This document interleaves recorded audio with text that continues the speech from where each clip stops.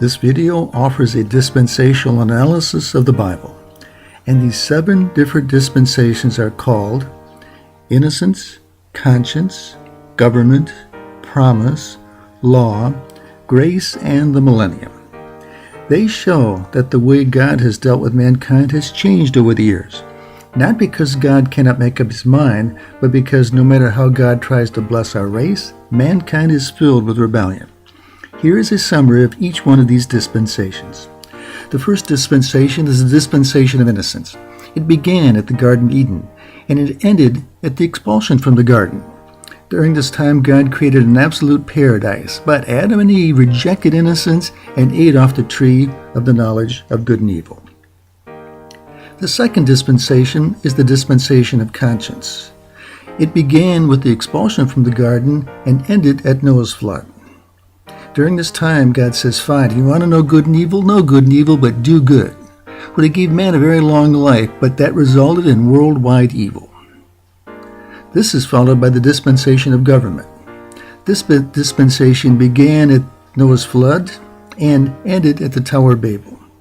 During this time, God in his grace created all the many races, but man in his pride rejected God's approach and wanted to reach heaven on his own. Next comes the dispensation of promise. It began with God's call to Abraham and ended with the exodus from Egypt. During this time, God made Israel a great nation. The only condition, don't go to Egypt. Well, they did, ended up as slaves in Egypt for 400 years. Then comes the dispensation of law. It began at Mount Sinai, where God gave Moses the 10 Commandments, and ended at the cross of Calvary. During this time, God rewarded those who were obedient to the law. But this age ended with the execution of Israel's Messiah. The age of grace comes next.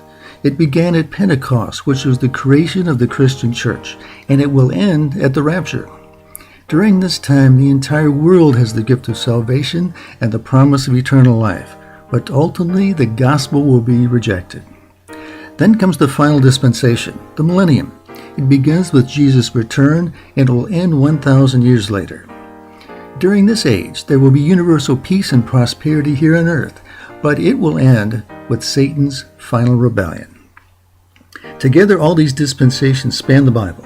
Each has a definitive beginning and end. They all have unique conditions, and they are all characterized by man's rebellion, followed by God's judgment. But during each age, God's abundant grace can be found.